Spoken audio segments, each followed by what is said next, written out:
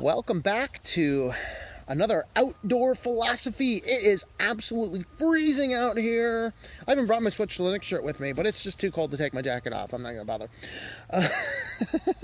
I got to get me some nice Switch to Linux jackets. That'd be fun. But regardless, today we are going to continue our simplification, and today we're going to talk about getting your finances under control. Because once you get your finances under control, you will notice this amazing simplicity that hits your life. As Dave Ramsey says, when you start living on a budget, it feels like you get a raise because you start knowing where the money's going. And the difference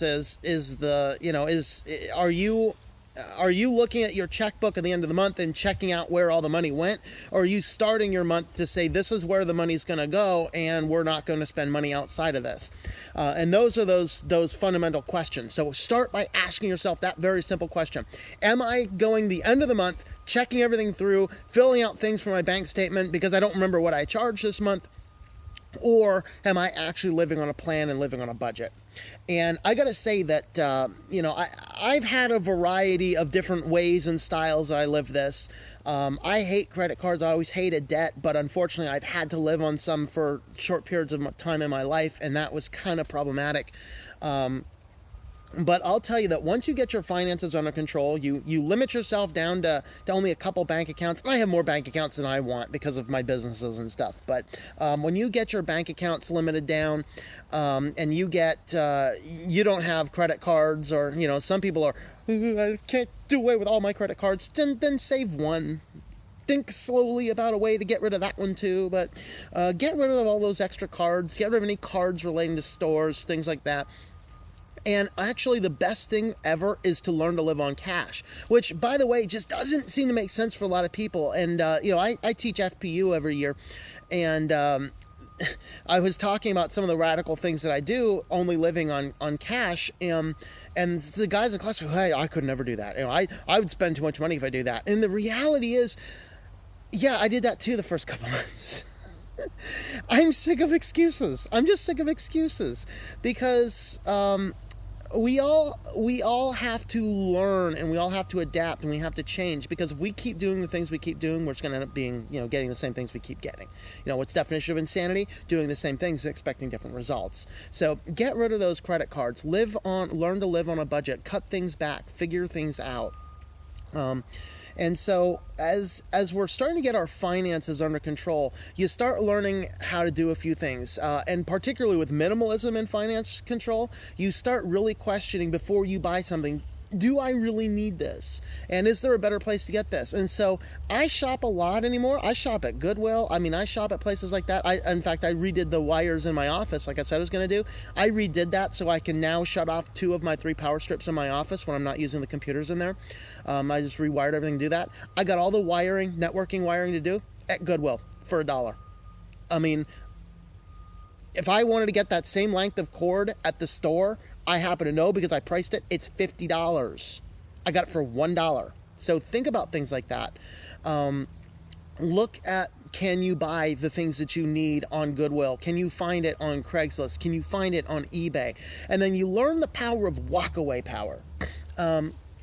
Learning how to get a bargain. Of course, everybody was trying to cut their costs. Everyone is. And if we as the customers will allow the businesses to cut their costs for us, then they're going to profit more than we can save. And that's a challenge. And so here's a fun tip for you. At least here in America, most of your big box stores price match to Amazon because they're sick of Amazon stealing their sales. So last week I have a big old air filter in my house because a friend of mine's allergic to the poor kitties, and so I run a big air filter in the house all the time. And you need to change those filters every year or so. So about every 2 years I get around to it. And so I looking for these filters, and the type of filters are Honeywell filters. Well, I can buy it directly from the company for like $35. And it comes with two of the main filters and 3 of the pre-filters, which is in theory enough for 1 year, changing the pre-filters a couple times a month, changing the post-filters, once a year. And so I go to a local Walmart, and one of the internal filters, this thing takes 2 filters, one filter is $40. Like, what? And I hunt around other places, and I find out that Target happens to have the same pack I can get on Amazon, and it's like $70. And so I take this thing up to the register. I'm like, you price match? She's like, oh yeah. So I pull up the phone, go to Amazon. Oh, here's the price, $45. She's like, okay. I saved $30 right there, people. Learn how to do that kind of stuff.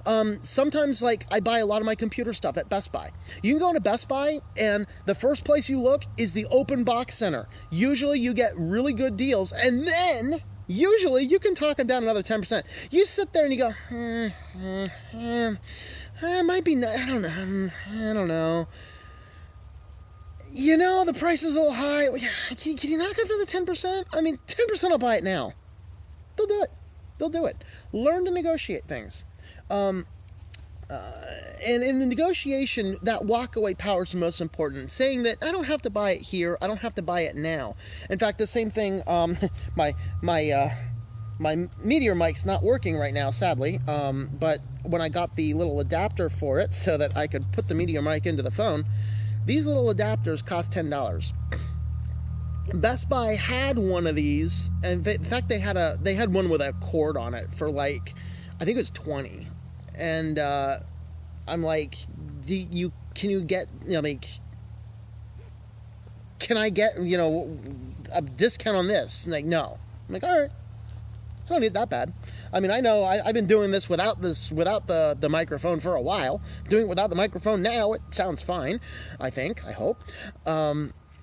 And so I walked away. Now, it turns out that Target, when I went to Target to look for those filters, I decided to look for those, and Target happened to have the very same adapter I get on Amazon for the same exact price on Amazon. So, no negotiation is needed there. Like, okay, bought my adapter, saved myself $30 or whatever on my air filters, and that's the thing, is you walk away. So, another thing that you do is learning to be precise with your language. So, as I was renegotiating a rental lease a couple years ago, with the landlord, of course, in this town, rent's really high, and it goes up 3 to 5% every year. And of course, they want to raise it as much as they possibly can, because the vastest majority of people will not argue. That's like, the thing comes in the mail, okay, whatever, and they pay it. I went back and I said, this is too much of an increase. So I gave her the lowest amount. The lowest amount. I said, I think they wanted to raise it like $50 a month. I came back and said, I'll go at $20 a month. And so she's like, well, let me see what I can do. And that, by the way, is kind of playing the thing. They don't want to give you an answer right there. They want to play it like they want to play good guy, bad guy. I'll see what I can do. I got to check with my boss. Literally, that's what they do. So I get an email, and the email, it says, and watch the language.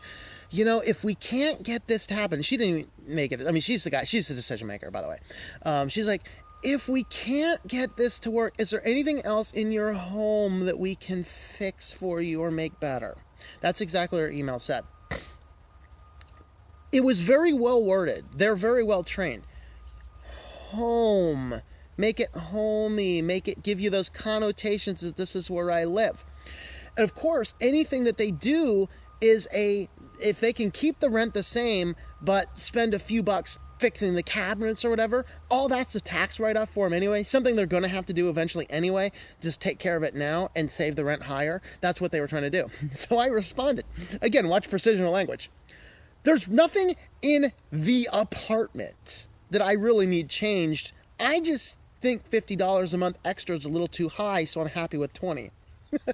And so, watching the precision of language, I took that, I focused on that keyword home, and I turned it into the apartment, which emphasizes on my end detachment. I'm not attached to this place. Now, here's the thing that you need to know, is that it costs them a lot of money to put a new tenant in. It's cheaper for them to save an old tenant that's paying their bills than it is to get a new one in. And so we end up coming back and renegotiated $30. So I end up getting my rent only went up $30 a month, which saved me $20 a month. And what is that? $240 a year, which is significant savings. That's a month of groceries. Simply by negotiating. So learn to negotiate. So in getting your finances under control, you can do it on paper, you can do it on a spreadsheet, you can do it with a program, whatever. I like doing things on paper so I can see it a little bit better. And then what you want to do is see what payments you have. And then by putting it all down on paper, you can start to ask yourself that fun question. Whoa, I'm paying $150 for cable, and I'm paying an extra $70 more for various streaming services. Maybe I can cut some of that back. By putting it on paper, you start to see that. And by building a budget and saying, I'm not a drunken congressman. I have a limited finite amount of cash. I have to be wise with it. And so you need to learn how to do things. And so simplifying your life, stop using those debit cards, because they put you out of control. They really do put you out of control. And so what you want to do is figure out the amount of cash that you need. And then what I'll do is I might withdraw, a weekly allotment at the beginning of the week and save that to the end of the week. Or I might pull out the whole month. But here's the key. Like, people like, if it's in my wallet, I'll spend it. Well, then take it out of the bank and then take it out of your wallet. Okay? Because I take the cash and I put it in a safe in the house. That's what I do. I'll only throw $20 in my wallet at a time. So I walk around with a perception of not really having money, except like right now I have more money because after I'm done recording this, I'm going to go to the store. And I have a shopping list. Get a shopping list. And I'm not going to buy anything that's not on this list. And so those are those things to simplifying your life in the terms of your finances. So in brief summary, number one, negotiate prices. Number two, cut up your credit cards, get rid of those things. If you absolutely feel like you have to have one, or maybe you do have to have one for business or for company or whatever, keep just down to that one card. And learn to live on a budget. Learn to pay cash for things. You can actually get pretty good deals paying cash. So getting your finances under control means that you're cognizant of everything coming in and you are controlling your money. You're not letting your money control you. So that is what we have to talk about simplicity today. So thank you for watching. If you want to help support the channel or see how you can help us, you can check out our Patreon page, patreon.com/Tom M. You can also go to switchtolinux.com/support and learn about all of the other ways to help support us. Thank you very much for watching, and have yourself a wonderful day.